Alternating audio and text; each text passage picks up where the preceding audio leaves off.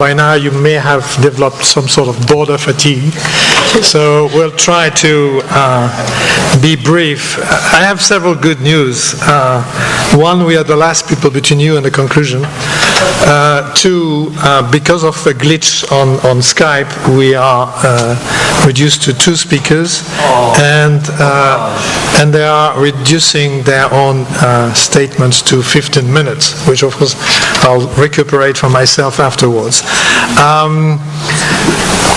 Since Nicole Longobardo from Washington is not with us, I will just very briefly tell you what she had in her paper. Her paper is about conflict transformation. And she says very appropriately, I think, that conflict transformation seeks to address relationships at all levels of society, which is very much a dominant theme in these 2 days. And she also says that an open border can create a space for human encounters to begin. And it is the hope that through this effort of reducing prejudices between Turks and Armenians, and therefore Azerbaijanis, the position of each would become more amenable to a peaceful end to the current stalemate. She also advocates that steps taken by the civil society on both sides, restoration of historical sites, sports program, cultural activities, and so on, are of course of the essence. And then she says something to which I myself do not agree, but we'll come back to that later, that opening the border is the first step in that process. And she also says, and that was her conclusion, she wants us to bear in mind that success in achieving peace and reconciliation does not need to happen on a grand scale to be considered successful, which I think is something that we have discussed quite a lot. Of course, I do not pretend to summarize all the thoughts of Nicole Longobardo, but that was the essence of her message. I now turn to Burcu, Gültekin, Punsmann, and given the late hour, we're not going to go through a CV, which is very bright and extensive, but she has worked on borders around Turkey, and she now lives almost on one of Turkey's border, another one, in Antakya. The floor is yours. Thank you very much, Mr. Chairman. Well, I'm quite grateful to the last session, especially to Philip, to have taken us already to some more practical discussions, because I would like here not really to present you a very scholarly, well-defined presentation, but share my personal account. My academic work on Turkish Borderlands has been pretty much a personal journey, motivated by the desire indeed to better understand what Turkey is by trying to look from the other side. I thought it was a very valuable methodology. Perhaps was that a way for me to legitimize my desire to transcend boundaries, probably.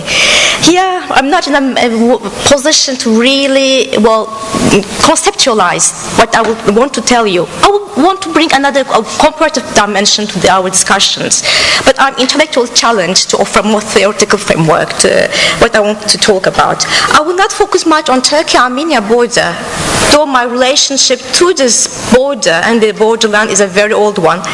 It all started indeed in summer 2000. I have to pay tribute here to Mayor Naif Ali Beyoğlu. I don't know if he's still here.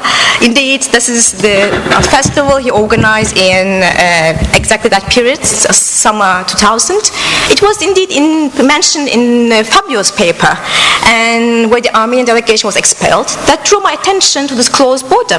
I was a student in regionalism, not that much interested in Armenia, but was surprised by this only border of Turkey which was kept closed. And I can't just carry on with this talk without having a thought for Hrant. I first met him just before going to Armenia, 2001.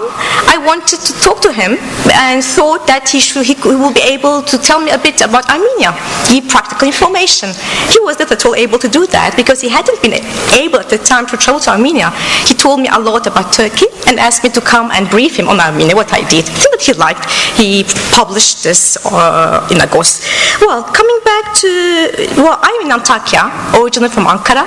Have been there for almost a year. And here I have as well to acknowledge, I can't go on without acknowledging my family relations, roots a bit. I do have a grandfather who was born in Damascus, grew up in a French missionary boarding school in Damascus, decided to come to Antakya, more precisely to what used to be called Sancak from here, Ankara, instead of going to Beirut and France. I thought first, was it really relevant to link through Anatolia, the Caucasus, more specifically Armenia to Syria? Indeed it is. We already we'll make this linkage pretty often during this conference. First by railway. This railway somehow connecting already, potentially able to connect as well, Armenia, rest of the Soviet land to Syria, was highlighted in Mrs. Sezai's presentation and on as well memories of Professor Liberidian, the student from Aleppo studying in, I think, Druzhba Narodov in Moscow. And as well in, the presentation of our colleague from Lebanon, the border between the Turkish diaspora border. It has to be materialized. I think that will be the Turkey-Syria border. And even my own encounter with Armenia, with Syria, first time 2003,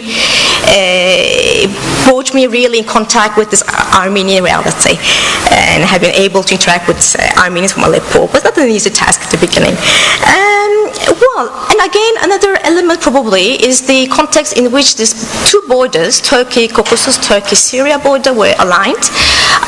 They were aligned in a very similar historical context. I don't want to draw from that any conclusions, but they were drawn by the means of war and diplomacy conducted with the Russians and the French. And the French-Turkish treaty aligning the border with Syria was signed just a week after the Kars Treaty. And a decade ago, I submitted a PhD thesis, defended my PhD thesis at Sciences Po Paris, which had a very provocative title, about the, I was trying to look at Turkish non-European borderlands as possible, I tried to apply a model of geopolitical stability, legitimized through trade and interaction. And so what followed really afterwards, after 2004, seemed to give me a reason. First, I will not talk at all about Georgia. I think that I would, the interaction which happened between Ajaria and Turkish Black Sea Coast, a very interesting one. Of course, I mean, it laid a different sensitivity that a mosque is facing a church. It's perfectly fine. But let me go to the Syria border. And here, we really had a really interesting example of a very fast developing cross-border cooperation. And I don't have time at all to go in the drivers, which explains this interaction. Of course, there was a shift from a security-focused, centered approach to a more cooperative approach. And here, but we had all the elements. The economic imperative were very much in the forefront. Trade, investment, Turkish on the other side, supported on the national level by a good understanding. And what was really interesting here is that the Turkish authorities and officials were trying to apply best practices, lessons learned from the cross-border cooperation scheme conducted between Turkey and Bulgaria on this border with Syria, leading to infrastructure integration. And I had later on a chance to travel with an official delegation led by Minister Davutoglu to the border for the ceremony, for the signature of the treaty which lifted the visa. And huge delegation, 300 people, on Kilis. And here I am in Antakya, bordering war. That's a really radical shift. I always thought that the future will be much better, that progress is ahead of us. But that puts me in a very difficult situation. And probably I'm hearing very well here the warnings that Tom DeVal made about importance of resolving conflicts. I'm in Antakya and I'm looking back to Turkey from the Syrian side because I'm not at all an academic capacity there, but working in humanitarian assistance. Half of my colleagues are Syrians. And interestingly, I mean, in the best time of this cross-border cooperation, I didn't have the chance to get to know the Syrian people, Syrian youth. Here I'm collaborating, voice of the context. And it's really indeed true. I think that what happened at Kobani and Borderlands is a snapshot of what happened and what is happening all along the border. And it's true that Turks and Syrians are bordering each other all along this border. Well, you will start with, we are bordering Alawite Arabs, Kurds, Sunni Arabs, all along. And the borders are still a very porous one. However, on certain portion is not there anymore. It has evaporated because there's no one to control the other sides. And certain parts, I mean, you will see that the military zone has become a park, nice park. And what is really probably the most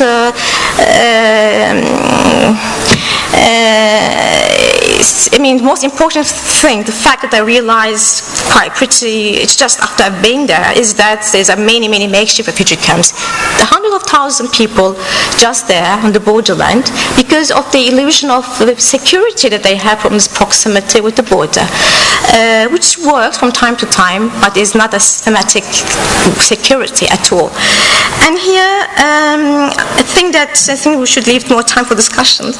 And you see, I thought that I wouldn't have been able to live at all in divided Berlin or Nicosia. But now I understand that sometimes when you're in a border city, you turn just your back. Because the reality, or what you can even understand here from the other side, is so overwhelming that when you have to go with your daily life, you just try to not to look that much back. And that applies as well to my Syrian friends. And however, I can't, it's quite a bitter emotion, especially when you had the chance to know the other side. When you just drive in the city center and you see these indications showing you the way to Samandağ and farther on to Laskiye, the way to Reyhanlı and farther on to Aleppo.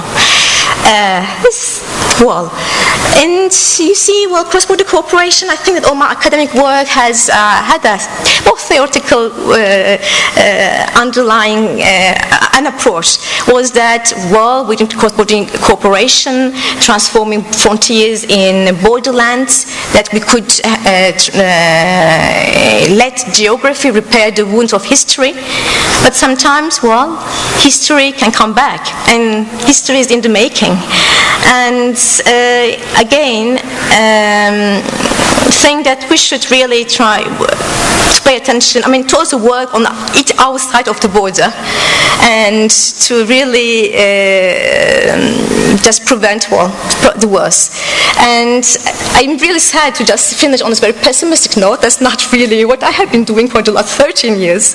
And however, I think that we should hear a bit all this, those who are calling for vigilance, and not to forget probably all the gains from the European Union.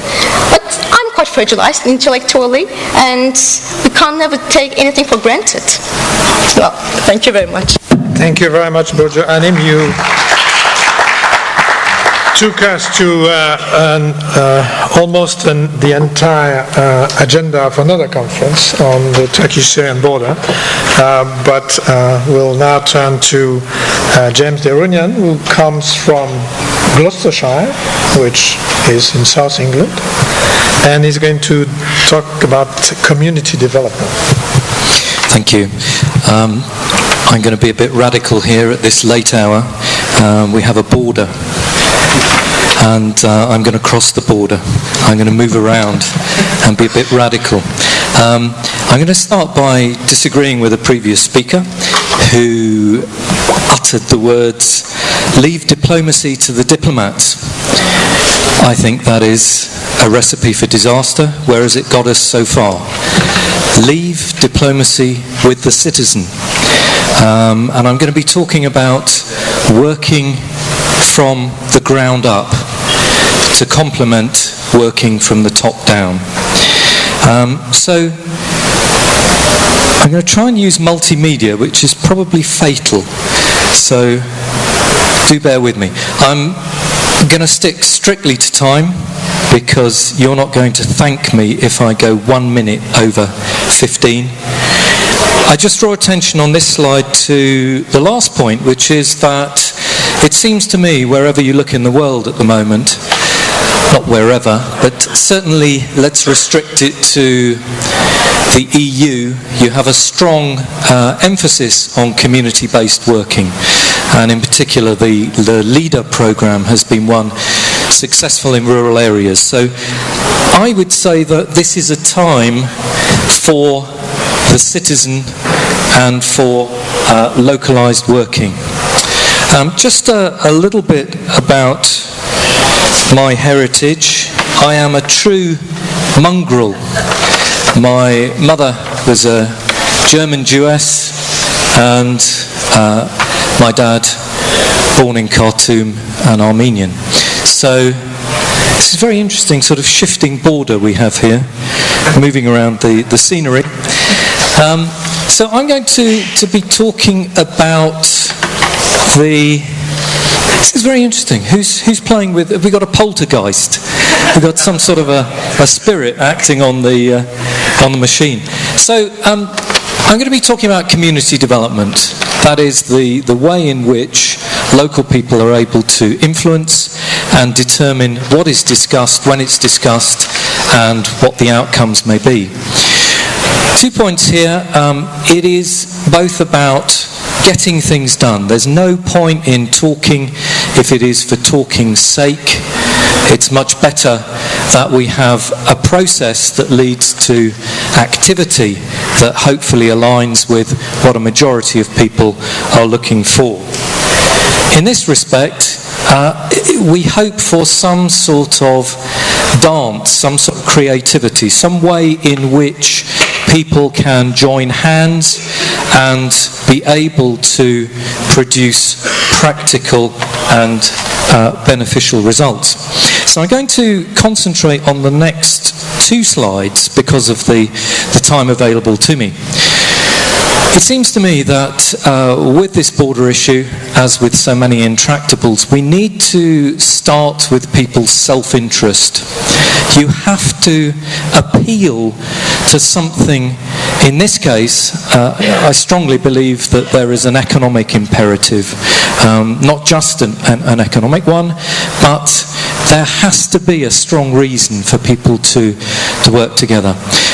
Urban, in a previous session, talked about some of these quick wins. You need to encourage local people by showing that things are possible in the short term, that you don't have to wait 99 years in order to see that something happens. Modest building of trust seems to me essential, and we've heard a little bit about culture, traditions, folk stories, music, arts and crafts. These can be soft gains which have hard benefits. People put down things like music, but when you think about some of the cultural events which attract thousands, hundreds of thousands, millions perhaps, you can see the power that there can be from what are, at first sight, soft activities. Cross-border tourism seems to be another area that is a soft one, where we must be able to capitalise, certainly on the Armenian side, from a diaspora that is begging to come back home. And we heard a previous speaker talking about pilgrimage. There is that sense of finding out where you have come from if you happen to be living in downtown LA, or if you were born like me in London. We haven't really heard much about local councils or local government, and I understand why, or at least I think I do, that there seems to be a very strong central state both within Turkey and within Armenia. Again, this seems to me fairly, I was erring from an academic stance. I was going to say, in academic parlance, this seems nuts to me, because local action needs to be undertaken locally. You can't have a feel for the border from Ankara. It's so far away. You need to give power out, away towards the periphery. And I see joint projects as another area of self-interest. Infrastructure, roads, marketing, tourism. These are areas which don't require huge investment, where you can capitalise on local knowledge. You don't need legislation. And then two areas which I think are completely underplayed, whether it's diplomacy at the national level or at the local level. Food, drink and fun. Why would you turn out if you're not being paid? If you don't have some fun in the process, if you don't drink some good drink, eat some good food. I've just enjoyed for the first time in 30 years some burek. It was wonderful. Last time I was in London when dear, bless her, Mrs. Kushian provided me with burek. Sports. We've heard about this sports diplomacy, and it was rather put down, this shuttle diplomacy. You have to begin somewhere. The first step is the most difficult. If it happens to be around something safe, like sport, so be it. Secondly, we've heard very little about the new technologies. People don't physically need to cross a border. They can stay in their house and talk to the other. Talk to the Armenian, talk to the Turk who is across the border. You don't need to risk your life and limb, even if you're not. You can actually Skype. Why not? Harness the participation of emigrant supporters. I was very struck in Sweden at the way in which people who have been born in a particular village invested in an elder care centre in that village. They funded it entirely. And of course we know the Armenian diaspora is a very significant financial supporter. But it's not all about money. There's a whole lot more in terms of resources, human capital, knowledge, understanding, networks, contacts. We've heard very little about religion, and I think that is a huge gap. Why haven't we heard about Holy Echmiadzin? Why haven't we heard about the potentialities for the faith leaders to be leading? These two faiths are supposed to be based around cooperation, assistance, love. Let's see it. The Gulbenkian Foundation, we have these cross-border initiatives, and I think young people offer this openness, this fresh thinking, less tainted by history. As I grow older, I won't tell you how old I am, well I might, but you discover that you look at some of your colleagues and you will say things to them like, do you remember that song by the Beatles? And they look at you as if you are mad and they say, no, I wasn't born then. So, we also have the Armenian community in Istanbul.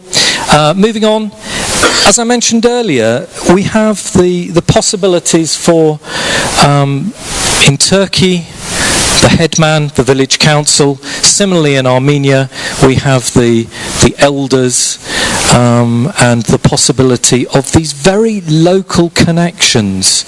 And again, I would stress the fact that it isn't all about the money. We're looking at resources. Money is only a part of that particular equation.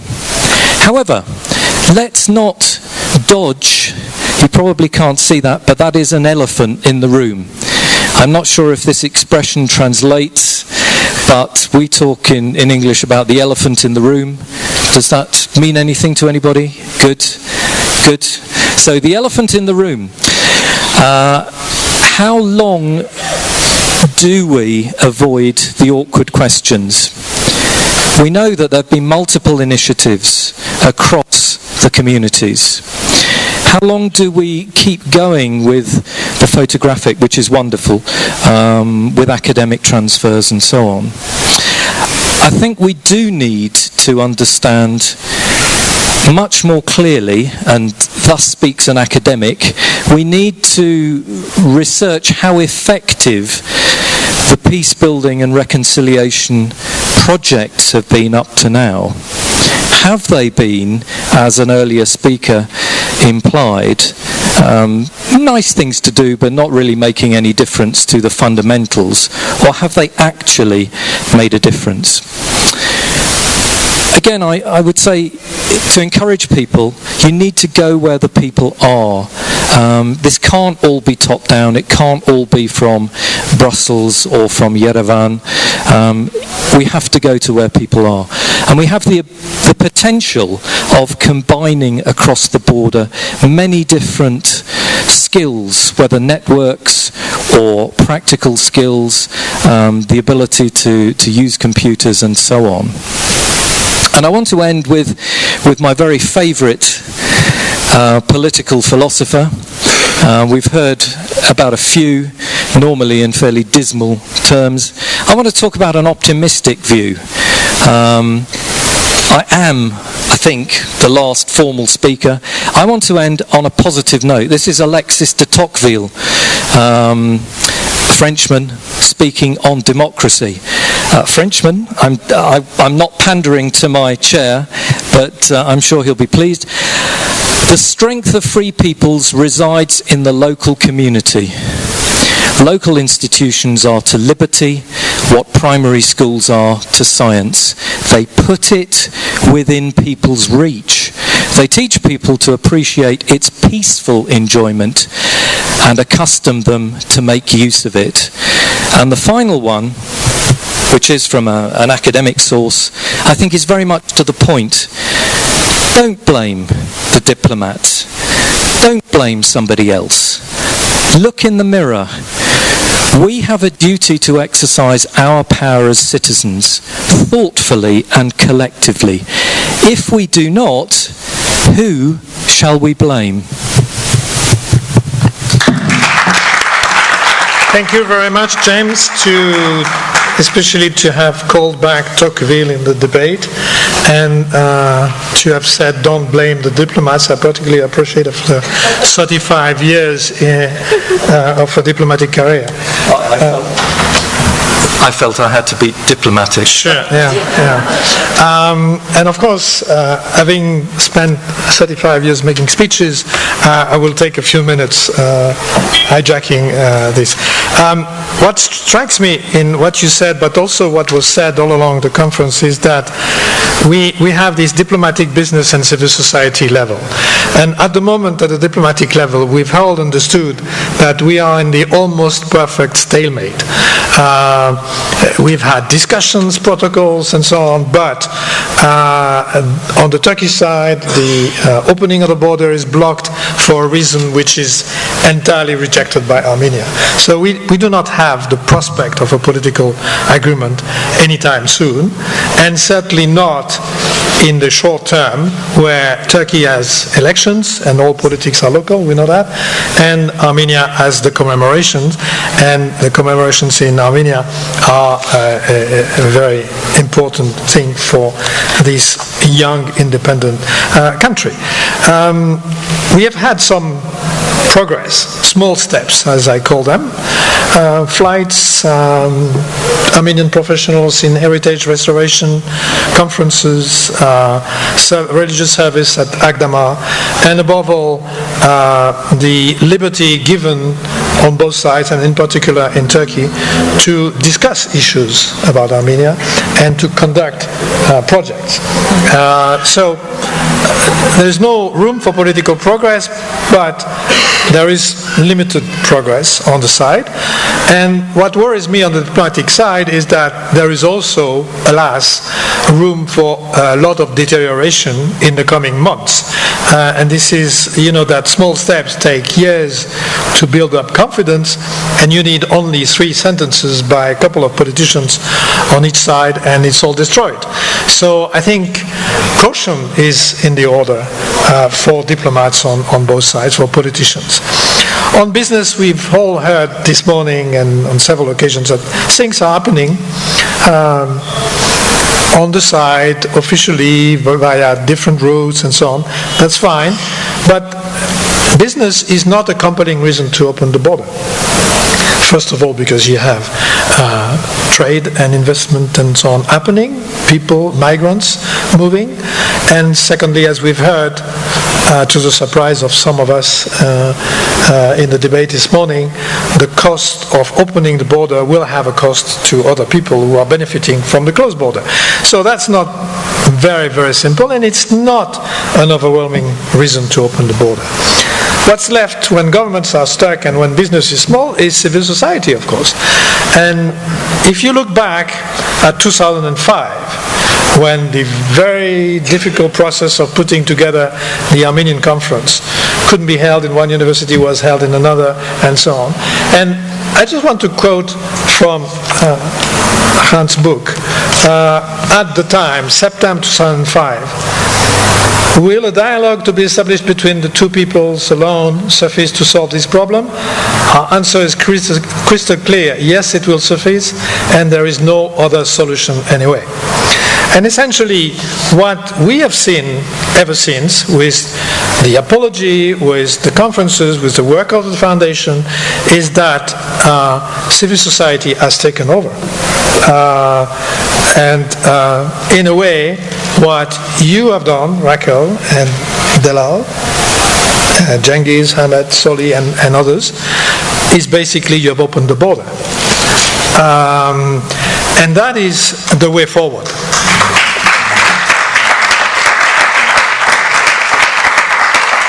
And I think it's another quote from Hans, but I didn't locate it in the book. That is the only prescription. He was talking about a doctor at one point, and he said that is the only prescription.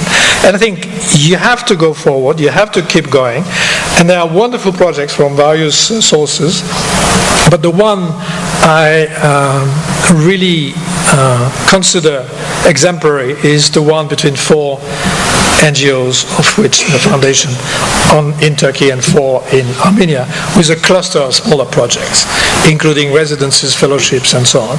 And the enthusiasm I see in Turkey to host Armenians, I know, of course, Armenia a lot less than Turkey, but it's happening there too, is absolutely phenomenal when you consider where we stood 8 or 9 years ago.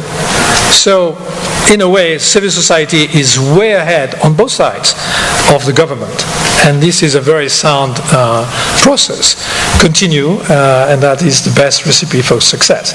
Of course, in the small steps I mentioned, there is still a margin for progress. Governments on both sides can close their eyes or vaguely facilitate more flights. And flights, connecting Armenia to Turkey and onwards to the rest of the world. That will happen, I think, but the main piece of work is civil society. Thank you very much. Now the floor is open to questions. We have one question here. We even give you you will speak in French and you will be translated into Turkish. Oui, alors tout d'abord je m'excuse, je fais partie de ces Français. Well, first of all, I do apologize for having to speak French. Please forgive me for my incapability of language. I chose French to express myself rather than Armenian, but I'd like to thank the interpreter as well. And I gather not everyone has headphones, so I apologize to those that do not have headphones, and pardon me for speaking French, but very briefly I want to touch up on something. I myself personally want to tell you what me and my friend did at Gümrü. Briefly about myself, I'm the executive of 3 companies in France and Italy, and I've been closely interested with the Armenian issue since 1990, and we're working on transfer of technology to Armenia. And ever since the foundation of the Hrant Dink Foundation in Turkey in 2010, I've been here as well, and I'm trying to participate in their activities with great pleasure. And here tonight, I would like to speak out my thanks in recognition of their efforts, and I'm sure that our friend Hrant Dink would have been proud had he seen this conference here today. He would have been proud. I have a very special story that takes place in Armenia, Gyumri, that I want to tell you. Antonio Moctato, who's a friend of mine, the ambassador, honorary ambassador to Armenia, and I made a decision to invest in Gyumri. Why? Because we had investments in Nagorno and etc. and Yerevan and other places, but why did we decide on Gyumri? First of all, it was the only city in Armenia to be so close to the border and so large. And secondly, it's about the architecture. As you know, the historic center of Gyumri has the same characteristics of the city center of Kars. So, at the time of Alexandropol, Nicola, the consul at the time, and there were very particular conditions at that time. There was the Russian presence, and as you know, Gyumri was the scene for very dramatic events. There was the earthquake, and about 30,000 people lost their lives. And after the collapse, there was a great flow of aid from the former Soviet republics, and then I met this Italian because he had come to Armenia in 1988 after the earthquake, and he learned Armenian, and in 2014, today he's still there, he's still in Armenia. So he's an exceptional personality, a true visionary, and I consider myself lucky to call him friend. And the reason I'm telling you this is because this friend and I did something that's actually quite related to today's topic. We've been discussing the issue of the border since yesterday, and as you rightly expressed,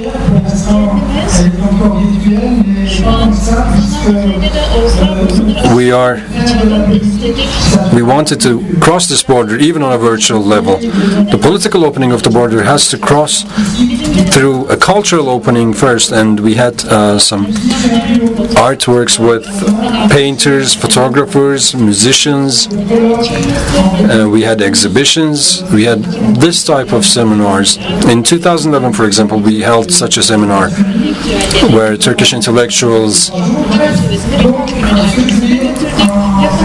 we took them to Armenia for a few days with,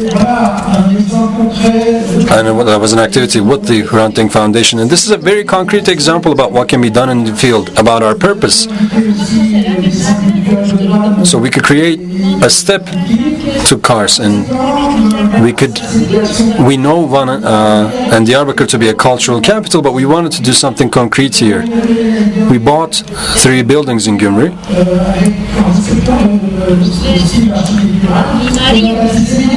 and we've preserved its architectural structure and restored them. And one of those buildings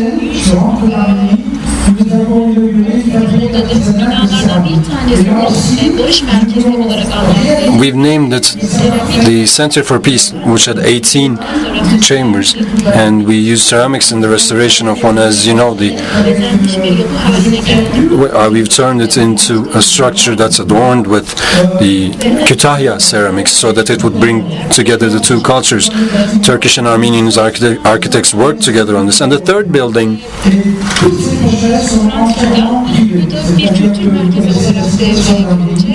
is in France, which will serve as a culture center in order to introduce this side of Armenia. That's what we're working for. And of course, we take certain measures to protect ourselves against the mafia. We also protect our works. That's what I wanted to share. Thank you very much. Who understand English and had no earphones. This was a testimony about a purely private project in Gyumri, which is both cultural and interpersonal relations. Now, questions? Questions? You can feel that it's almost 6 o'clock. Huh?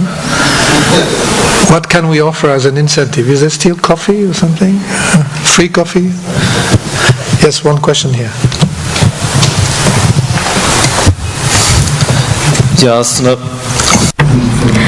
Not a question, actually, just an additional remark. Not a question, but an additional remark. You can take it as a general assessment. I'm a young person, but I remember what happened 10 years ago. The day Hrant Dink was assassinated. I was attending high school at that time, and I cried. I shed a lot of, and I was considered as a traitor, as a betrayal, because I cried over his loss, and I was following it moment by moment, how he died, how he was killed.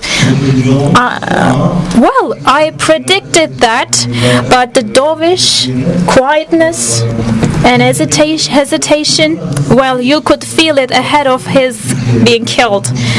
But now we've made a significant progress. We can discuss this openly today, and it means a lot. I cannot find the proper words to express that, but I can't help saying the following thing. Yes, a lot of positive things. Okay, but there is a distinction we need to make. There is a proverb in Armenia. In order for somebody to be appreciated, there has to be a loss of that person. Once that person is lost or dies, then you would appreciate him or her. So we lost Hrant Dink, and maybe today's progress is thanks to his loss. Very unfortunate. Failure to find justice, unfairness. So that's the price we had to pay. All the liberties were given to us, or we obtained all the liberties at such severe prices, and it's still a bleeding wound, and we're not treating the wound.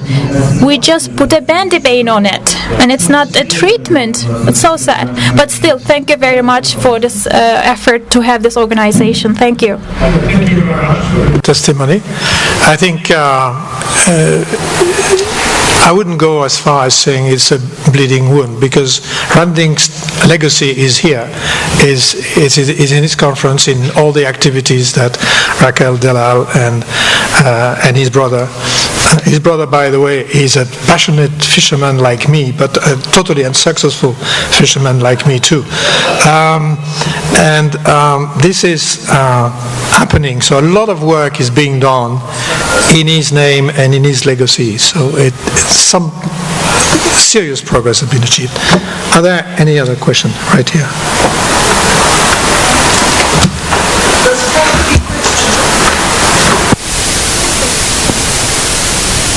Thank you very much. My question is to yourself. I think, to have you here is a chance, so I would like to.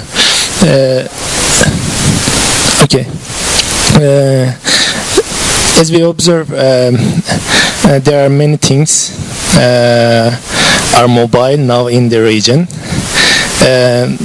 Yesterday, one of the speakers said EU's effect was decreased. EU's neighborhood policy and their effects, the capability of EU's engagement with the countries. So the Russia factor, Putin factor, and changed many things also. And in additionally, in the Middle East, and Turkey's policy zero problems with neighbors also. So how do you assess the engagement of these countries? What kind of framework for collaboration can be produced from this very mobile point? Thank you very much. Well, I know it's been mentioned several times, the EU possible involvement in the Armenian-Turkish issue. If there is one unexpected recommendation I could make, is not to involve the EU at all. And to the EU I would say stay out. For a very simple reason. EU is the bad name in Armenia. As you know, they have given up on the association agreement with the EU in favor of the Eurasian Union. This is an extremely important point for Russia, and there was even the resignation of a prime minister in Armenia over this issue. So Armenia is in a certain geopolitical context, and the EU is currently not helpful there. In Turkey, well, we have a diversified and growing relationship, but the accession process is not moving, so it's not helpful to involve the EU in such a situation. And of course, for Turkey, the southeastern neighborhood and the border with Syria, Iraq and the Islamic State, plus the Kurdish peace process, are much bigger issues right now and sort of extremely important in electoral terms. So I don't think there is any appetite to bring in the EU on the Turkey-Armenia issue in particular.